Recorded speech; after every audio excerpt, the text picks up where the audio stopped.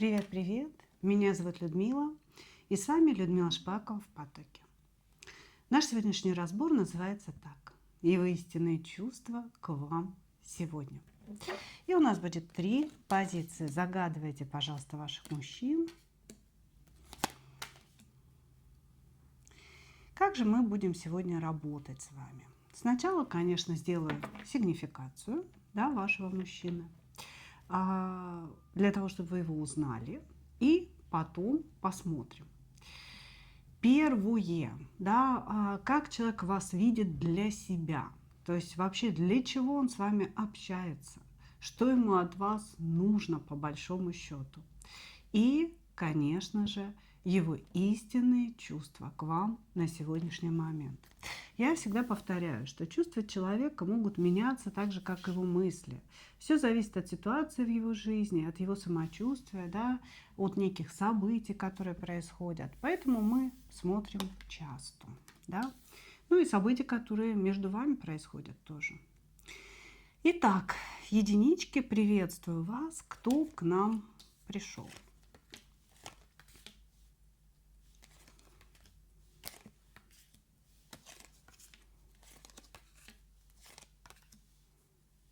Кто к нам пришел?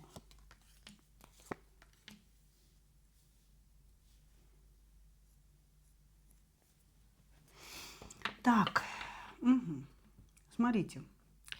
Человек, который очень сильно хочет повзрослеть. Это может быть достаточно взрослый мужчина, да? То есть это явно не юнец 25 лет или 30 лет, а это мужчина уже, я бы сказала, средней степени зрелости. Да?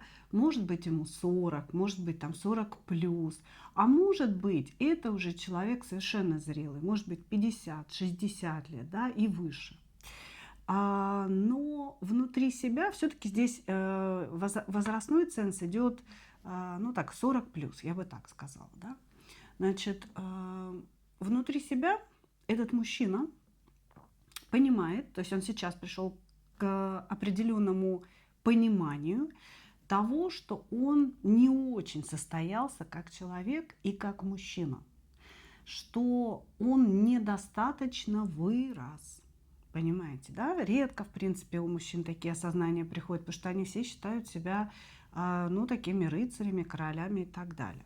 Здесь мужчина как будто бы, знаете, проанализировал свою жизнь, свое какое-то понимание этой жизни. И вот сейчас он стоит, ну, скажем, на пороге какого-то собственного взросления. Вот сколько бы лет ему не было. Значит, он хочет вести себя по-другому, но не знает как. Потому что до этого осознания у него было поведение следующее. Он никогда не брал ни за что ответственность. Это вот как вам определить, да, ваш мужчина или нет. Он никогда ни за что не брал ответственность. Хотел отношений легких. А отношения с женщиной – это прежде всего, ну вот для него было, да, прежде всего то, что дает ему женщина. Она мне должна дать тело, она должна дать тепло, тактильность, сексуальное удовлетворение, она должна ухаживать за мной, да, то есть он на женщину смотрел как чистый потребитель. Она все мне должна. А я, как ребенок, веду себя как дебил, да, ничего ей не даю, но вот почему-то все время какие-то жду от нее подарки судьбы. Вот, значит, также этот мужчина очень любил переписки. Больше даже, честно сказать, он любил пообщаться по какой-то переписке, да, чем вживую. То есть вживую слов не находилось, а вот в переписке он мог там дифирамбы такие написывать, ого-го. И, короче говоря, вот это вот все составляет ядро его личности. Да, то есть такой вот маленький мальчик в теле взрослого мужчины, который очень обидчив, который очень требователен, да, но только к женщине рядом с собой, а не к себе самому, который всегда выставляет вас виноватой во всех ваших ссорах, всегда говорит о том, что вы что-то не додали, не доделали, вы все разрушили. Вот, то есть он жертва И он маленький ребенок, которого обидела взрослая тетя. Это его жизненная позиция. То есть вот по этим критериям вы его можете узнать. Но сейчас, как показывают карты, что-то такое с ним произошло, с этим мальчиком, да, что решил он повзрослеть. То есть он увидел наконец, что не женщина рядом с ним виновата, да, вот в его каких-то неудачах, ощущении себя незрелым человеком, каким-то несчастливым человеком, да, что надо обратить внимание на себя. Может быть, он психотерапию проходит, да, у кого-то. Ему, в общем, недвусмысленно намекнул психотерапевт, что парень, нате зеркало, смотри на себя. Так или иначе, короче говоря, хочет повзрослеть, хочет стать другим. Но не знаю, насколько у него это получится. Хорошо. Давайте посмотрим.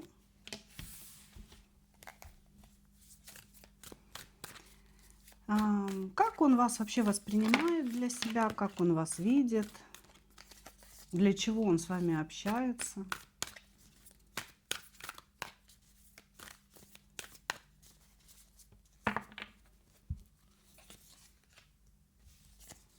Угу. Ну, с вами здесь кончено все, собственно говоря. Десяточка мечей. Все. Точечки проставлены. Значит, как он вас воспринимает? Сейчас общения у вас никакого нет, потому что там и двоечка мечей у нас свистела в нашей сигнификации, да, как бы тем самым он показывает, что отношений между вами на сегодняшний момент просто нет.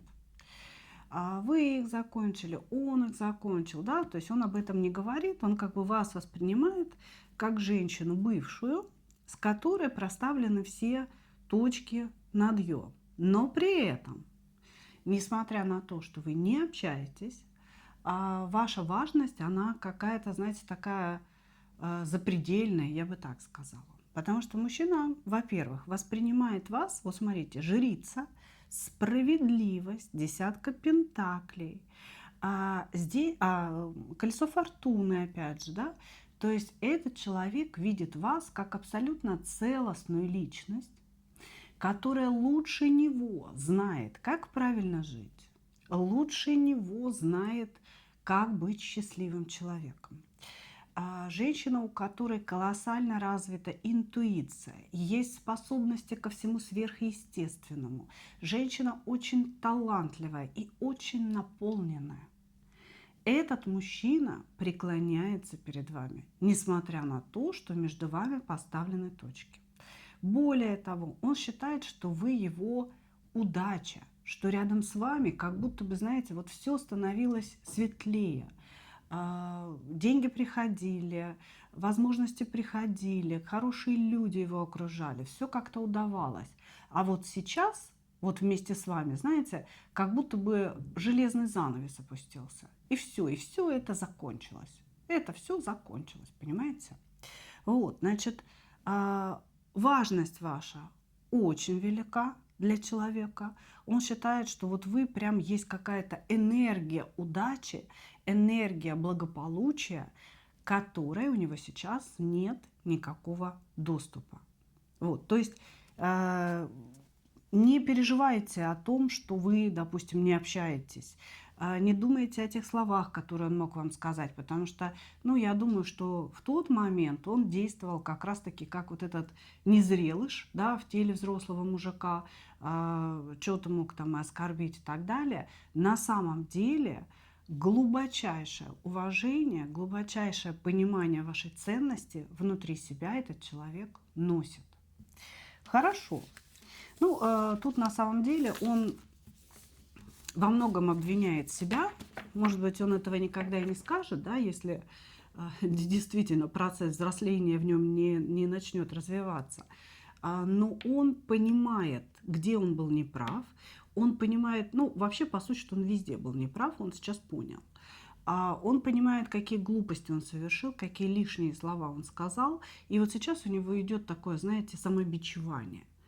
Зачем я это делал? Зачем я это говорил? Я что, вообще дебил? Как бы задает себе вопрос этот мужчина. Хорошо. Давайте посмотрим истинные чувства.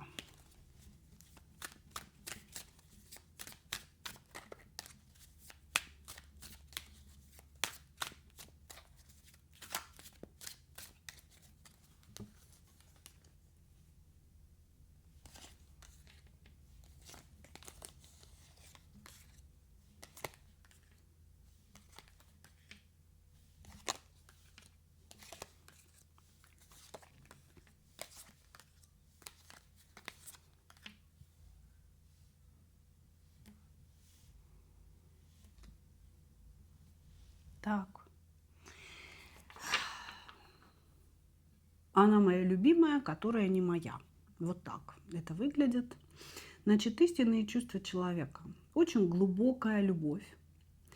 Глубокая в каком плане? Не в плане ее глубочайшего осознавания, а в плане того, что она так в нем глубоко-глубоко проросла.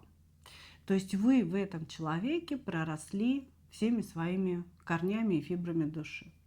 Он считает, что вы ему идеально подходите. Вы его императрица, вы женщина жизни для него, понимаете? Женщина, которая стала каким-то примером, понимаете? Женщина, на которую нужно равняться. Он вам абсолютно, безусловно доверяет. Вот если ваше общение возобновится, да, вы должны понимать, что ваше слово, любой ваш совет на самом деле выполняется беспрекословно. Я бы сказала, что здесь человек вообще в этой тишине, да, в этой точке, он все время вспоминает о том, что вы говорили, и старается как-то вот жить по вашим заповедям, понимаете? То есть, ну, здесь реально такое преклонение идет перед вами. Идет ощущение того, что вы единственная такая женщина в его жизни. До этого, да, у него были какие-то девчонки, которые интеллектуально не соответствовали вам, у которых были какие-то другие жизненные приоритеты, понимаете? А вы вот, как, знаете, учитель по жизни, я бы так сказала. Поэтому здесь идет глубоко проросшая в человеке любовь. Действительно, этот человек вас любит. И колоссальная боль от того, что все кончено. От того, что ему как будто бы до вас не дотянуться. Вы очень далеко. Может быть, физически далеко, может быть, эмоционально вы отдалились. Тишина уже долго, да, длится между вами.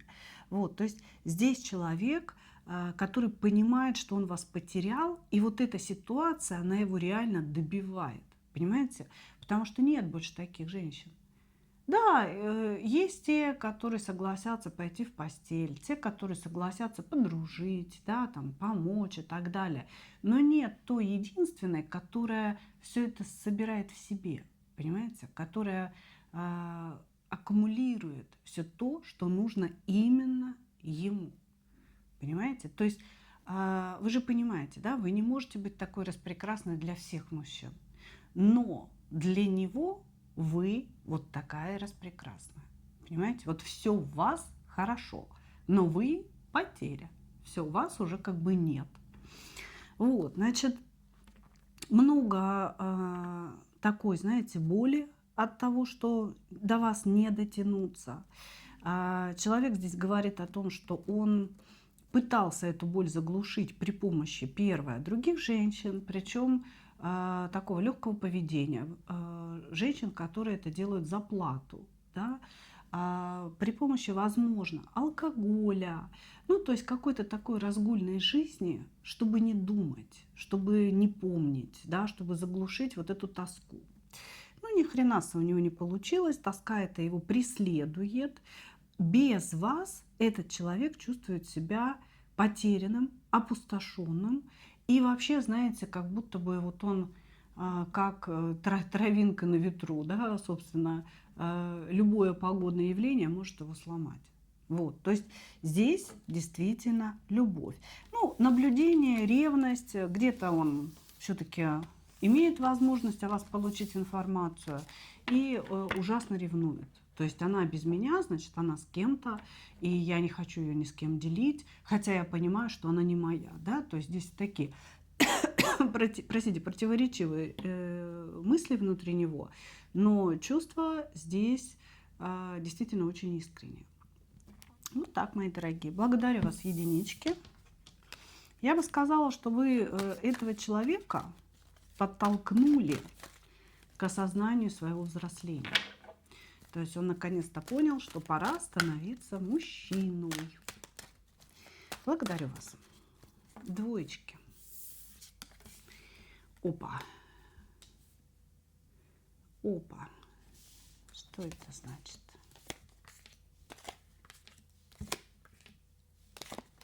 Угу.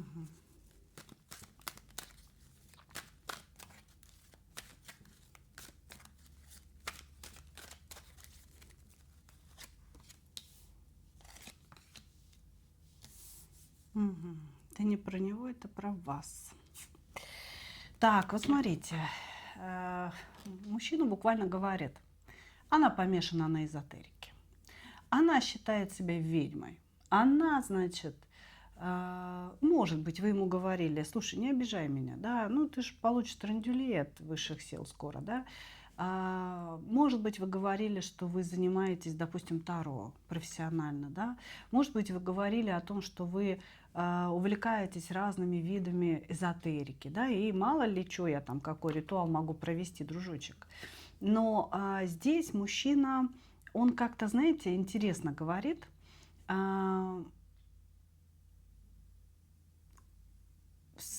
снисходительно высокомерно, вот так вот, да, пытаюсь вот определить, донести до вас, но в то же время с ощущением того, а вдруг это правда. Понимаете? Очень странная здесь идет энергия, да, от того, что я вижу. Типа того, что она помешана на эзотерике, считает себя ведьмой, и где-то внутри, знаете, душа его, трепеща, говорит, а вдруг это правда? А вдруг она правда ведьма? Ты чё выделываешься-то, да? Тебе не страшно?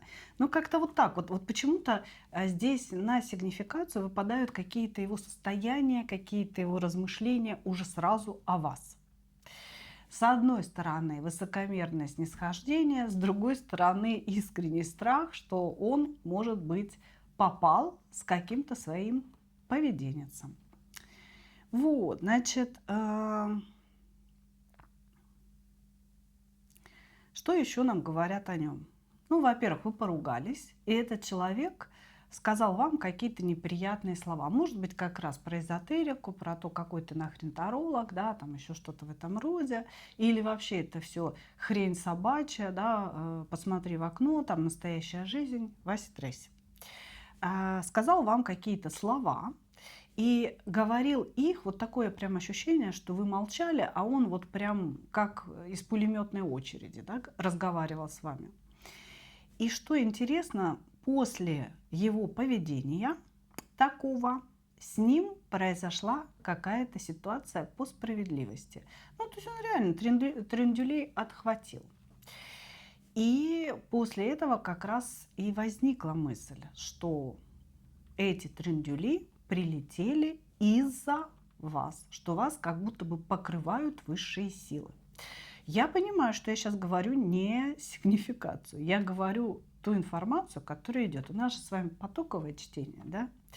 Вот, значит, здесь мужчина, он сейчас просто находится в состоянии такого, знаете, охеревания небольшого от того, что он то там, то здесь получает пинки под попу от высших сил. И эти пинки заставляют его вспоминать о вас и вспоминать о том, что вы ему когда-то говорили. Ну, то есть о каких-то ваших угрозах таких вот между делом, да. Вот, значит, сам по себе мужчина идет в шуте-дураке. Это карта молодой души, которая вообще такая бестолковая, знаете, как бы вот она пришла в этот мир, не понимает, зачем она пришла, чего ей делать, какие у нее задачи. Поэтому здесь мужчина, который может вести себя, ну, совершенно глупо. Глупо, понимаете, молодые души, они не понимают ценности семьи, они не понимают ценности женщины, они не понимают ценности рождения детей, ценности вообще этого процесса божественного, да? Они живут как дурачки на ощупь. Сделал поступок, смотрю, да, что будет вообще. Вот здесь такой человек, он так живет. При этом молодые души, они не просто не понимают, зачем они живут, да, они очень сильно упрямы и самоуверенные, да, то есть их самоуверенность доходит иногда до глупости, до какого-то абсурда. Он будет всегда стоять на своем, даже если совершает абсолютно глупейший поступок. Вот, значит, по этим критериям, я думаю, вы его можете определить. Хорошо, давайте посмотрим, как он вас воспринимает, для чего вы этому мужчине.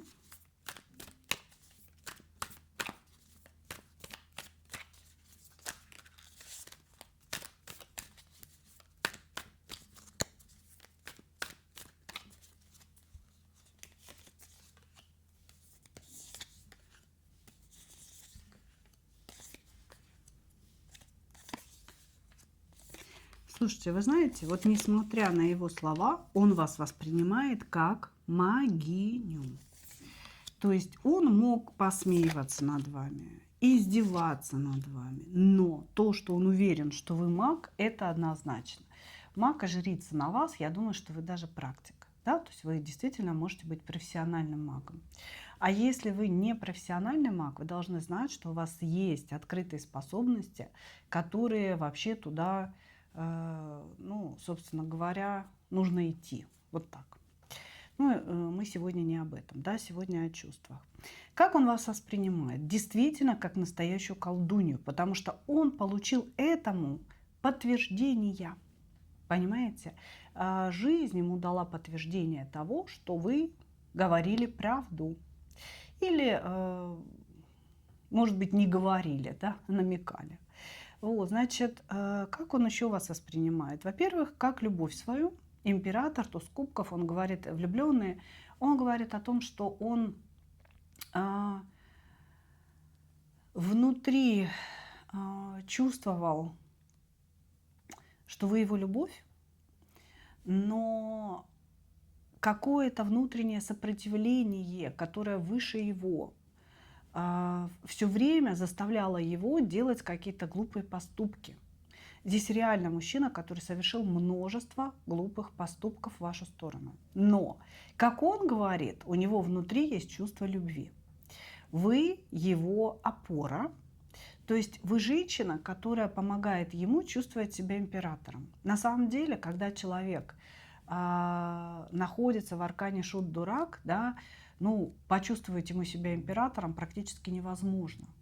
Он и чувствует себя дураком, он чувствует себя каким-то неумехой, у которого ни хрена не получается, у которого нет жизненной опоры, понимаете?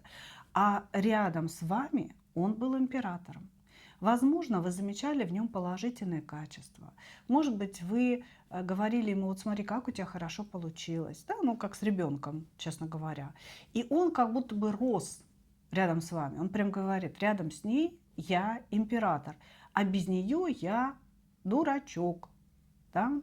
Шут, над которым все смеются, в том числе и высшие силы. И здесь мужчина, да, то есть внутри себя признает вашу ценность, но ценность в создании себя. Не вас, а его. Вот. То есть рядом с ней я император. Вы ему позволяли возвыситься, позволяли почувствовать себя настоящим мужиком. И в этом он видит вашу ценность. Вот. Но здесь произошла какая-то ситуация неправильных действий с его стороны и неправильного выбора. Может быть, мужчина загулял, может быть, он вам изменил, может быть, он вас вообще не выбрал, сказав вам, что может, вы там старше, там ты старая, кривая, косая, не такая, как мне надо, пойду-ка я поищу кого-то получше. Мог и такое сказать. Вот. То есть здесь он не сделал выбор в вашу сторону, и внутри него остались какие-то такие воспоминания, да, о том, что рядом с вами он был настоящим мужиком, а сейчас он себя чувствует дурачком. Здесь вот слово «дурачок», я повторяю столько раз, совершенно не зря. Оно прям идет как его ощущение себя, понимаете? И вот он как будто бы рядом с вами был каким-то большим, могучим, умным, красивым. А сейчас какой-то маленький, плюгавенький, никому не сдавшийся вообще нафиг и так далее. Вот. Для чего вы ему совершенно непонятно, потому что здесь идут некие воспоминания о том, как рядом с вами он чувствовал себя императором. И он считает, что в этот момент он как будто бы вас любил. Типа я люблю ее за то, каким я с ней себя чувствовал. Вот так. Ну ок. Сейчас прям глобальное одиночество человека настигло. Сидит в отшельнике, в таком, знаете, как бы что-то пытается там в голове у себя обдумать. Но когда у человека молодая душа, да, обдумать все равно ничего не получится. А молодые души, они должны обязательно за кем-то следовать. Следовать за старой или древней душой. Да, и только тогда они будут проходить свои жизненные уроки качественно. А здесь он пытается сам что-то осмыслить, а этого не получится, потому что нет опыта души. Да? Откуда взять это осмысление? Итак, давайте смотреть истинные чувства.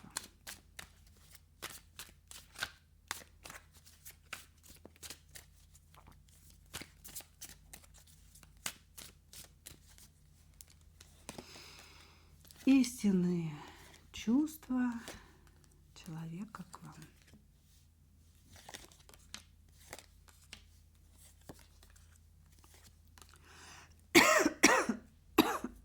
Простите меня, пожалуйста. Вернулась приболевшая. И не хочется останавливать просто поток на своем кашле. Итак, значит, истинные чувства человека. Здесь мужчина считает себя зависимым от вас. Я не могу сказать, что у него есть настоящие глубокие чувства любви или даже влюбленности или страсти. Я этого не вижу. Но он говорит о том, что почему-то, я не знаю почему, я зависим от этой женщины. Понимаете? Непонятно, что со мной происходит и почему я к ней привязан. Казалось бы, нас с ней или особенно ничего не связывает, или, может быть, сейчас ничего не связывает. И я уже должен перестать о ней думать. Но вот это ощущение своей важности рядом с вами давало человеку чувство счастья.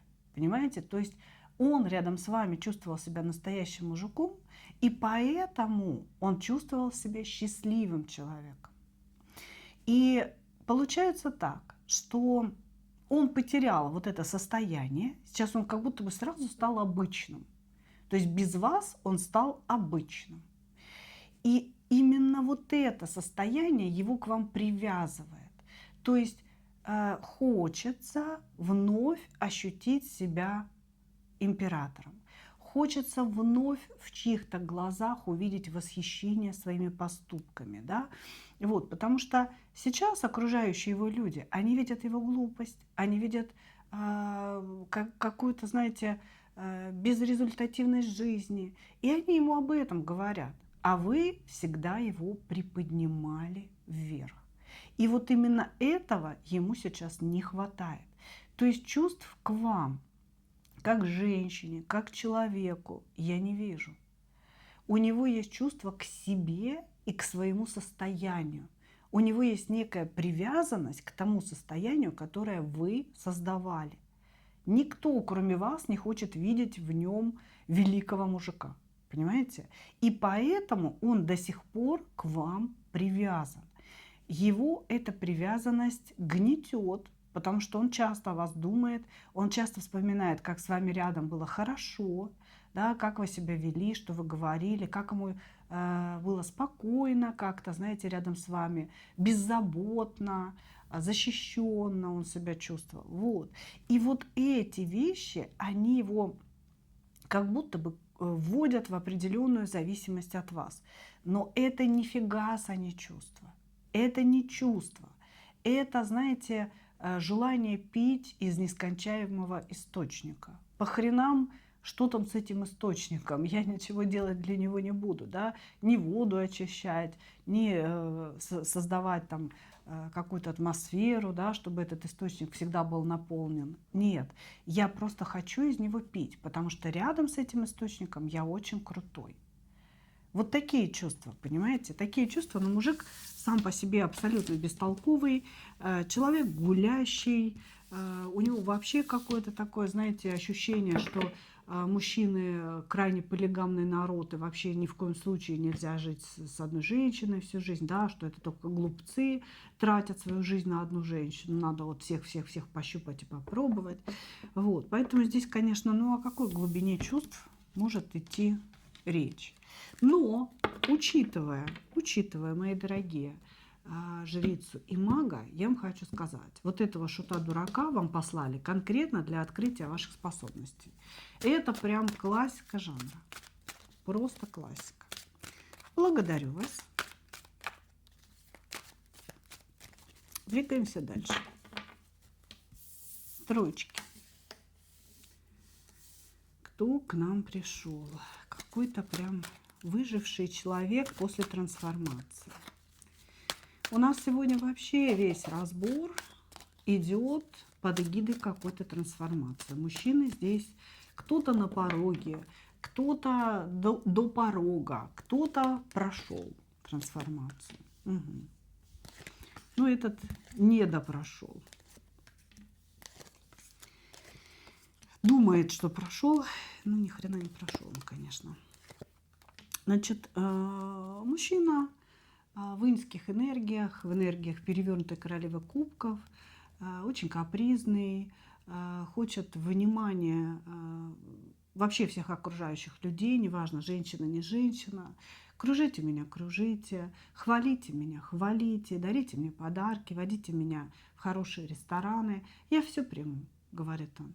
Мужчина, который считает себя просто подарком судьбы. Человек, который очень самоуверен, его самооценка, она выше вообще всяческих границ, да, понимания.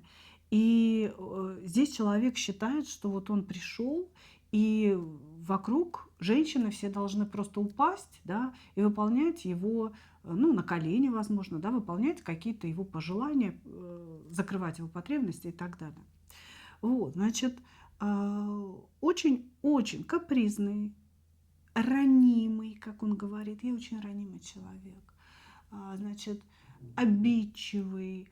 Какое-то случайно произнесенное вами слово может быть исковеркано, да, может быть не так понято, и вы тут же можете оказаться в блоке, в тишине, в том, что он не берет трубки, не отвечает на сообщения, а вы будете мучиться, что произошло. А оказывается, вы что-то там не то ему сказали, понимаете? Вот, значит, мужчина-нытик, который постоянно ищет жилетку для, ну, скажем, выплескивания своих негативных эмоций. Ему, в принципе, нужен человек рядом, чтобы постоянно ныть, плакать, как все хреново, как все плохо, меня обидели.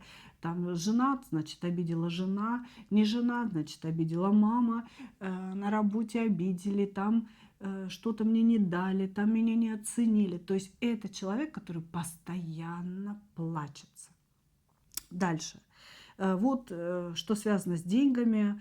Я весь такой талантливый, я весь такой, значит, работящий, я всегда все делаю, но на работе меня не двигают, карьера не идет. Я не знаю, что делать, наверное, вокруг враги, все мне завидуют, и поэтому я, значит, на низшей ступени в своей организации, да?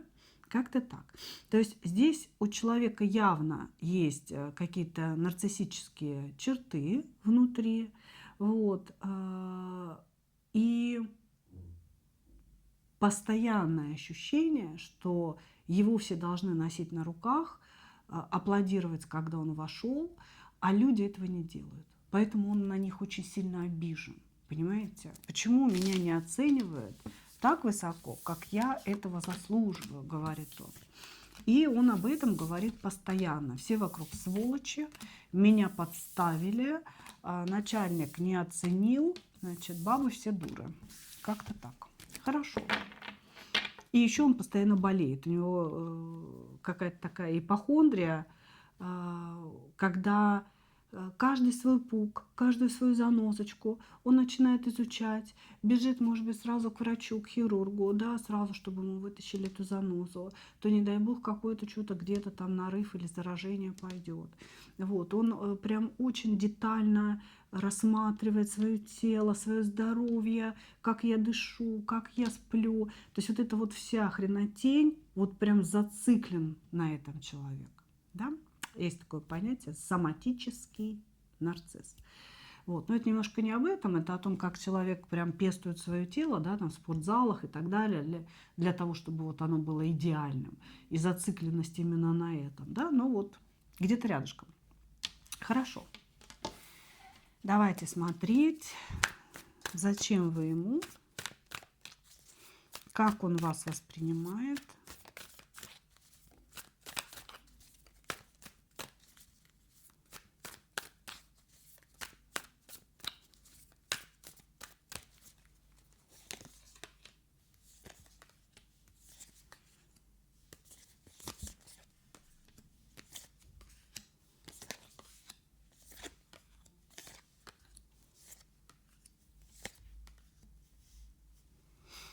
Так.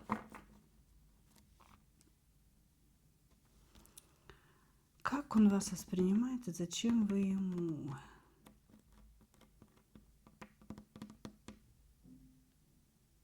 Он хочет вас обмануть. Значит, смотрите, здесь мужчина, который выбрал вас на роль своей пентаклевой королевы.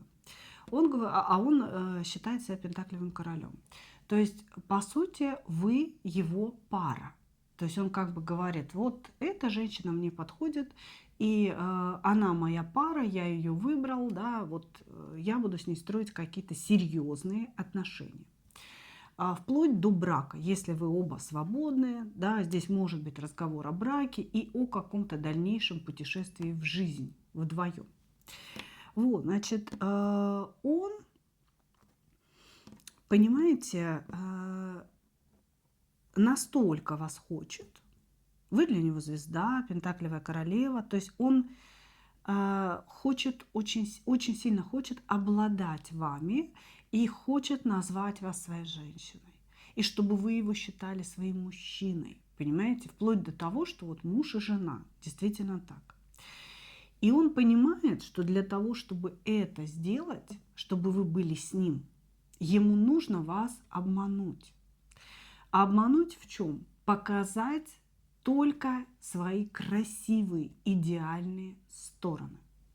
Мужчина говорит о том, что я должен действовать, я должен окружить ее заботой, окружить ее любовью, сообщениями, какими-то, может быть, подарками, да, то есть здесь мужчина свою инскую природу перевернутой кубковой королевы хочет спрятать за настоящими мужскими поступками.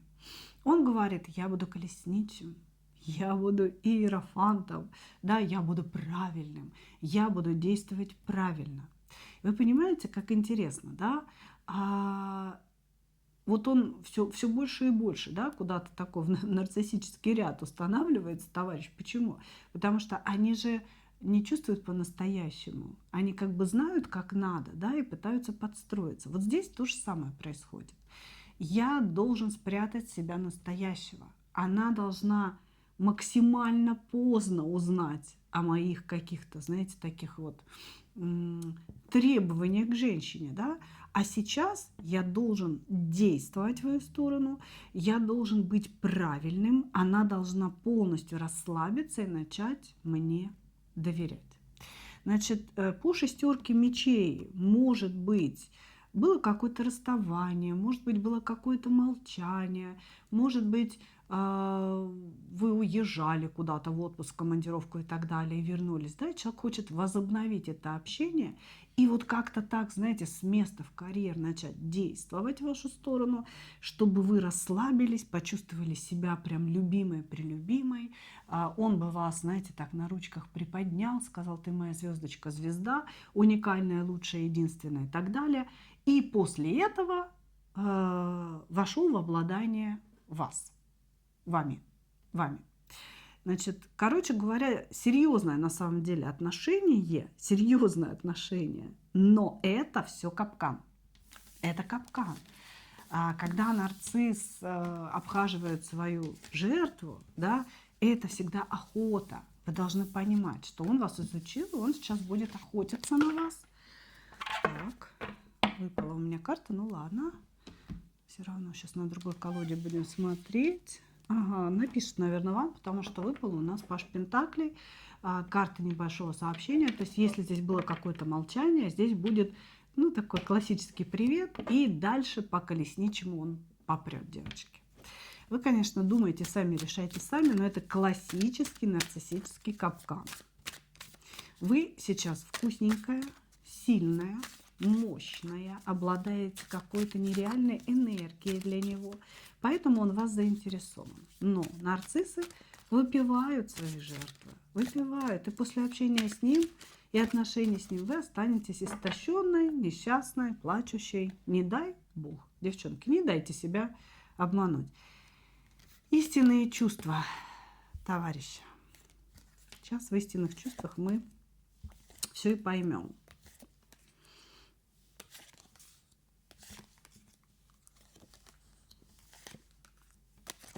Здесь был момент такого, знаете, очарованности вами, очень такой серьезный, когда вы вдруг почувствовали близость друг к другу, может быть, в каком-то разговоре, может быть, в каком-то прикосновении, знаете, там случайно сидели где-то, общались, и вот он дотронулся до вас рукой, да, пальцами. Здесь была вот эта очарованность, он ее почувствовал, но и вы ее почувствовали, потому что двойка кубков объединяет двоих людей, карта взаимности, да, был вот этот вот момент искры, да, или какого-то понимания, вот момент какого-то ах, да, что происходит между нами, вот, и, простите, вот этот момент, он как будто бы засел у него в памяти. То есть нифига себе ощущение, нифига себе, что я почувствовала в ее сторону, да? Вот, значит, хочется повторить, хочется еще раз это ощутить. Неужели она та самая, да? То есть вот какие-то такие вещи у него внутри возникают. Вот, значит, здесь вот понимаете, то, что я вижу, это как будто бы, знаете, мысли, а не чувства. То есть человек осознает вас как десятку пентаклей для себя, да, то есть вот она полноценная, карта полноценности, богатства, наполненности. Вы целостная, полноценная, и умная, и красивая, и самостоятельная, и есть какое-то свое дело, есть какое-то увлечение, да, то есть вы не станете обузой, вы не будете висеть на нем, вы абсолютно самодостаточная единица. И ему это очень нравится, потому что он кубковая королева, потому что кубковой королеве надо как рыбки прилипали, прилепиться к женщине по десятке пентаклей или по девятке пентаклей. Потому что именно этой женщине уготовано тащить эту рыбку прилипалу на себе, финансировать ее, да, обеспечивать ее потребности. Понимаете? И вот здесь чувства к вам, они из этого исходят. Она такая, как мне нужно. Это та самая, к которой я могу прилепиться, и которая на начальном этапе, да, мне придется поработать над ней, сказать ей какие-то ласковые слова, но потом она мне за все заплатит. Ну потом, своими действиями и тем, что она будет меня тащить на себе, да, она как бы ответит за все мои усилия. Вот, значит, здесь я могу сказать, чувств к вам нет. Есть осознание и принятое решение, что вы ему нужны. Возможно, вы обеспеченный человек. Возможно, вы человек очень действительно наполненный огромным количеством энергии. А этот человек, он как вампир. Он хочет подойти и сосать.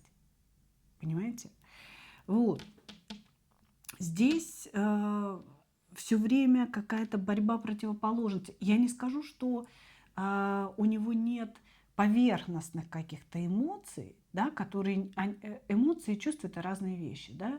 То есть эмоции — это то, что мы сиюминутно испытываем, а чувство — это то, что действительно глубоко внутри нас, и мы в них уверены.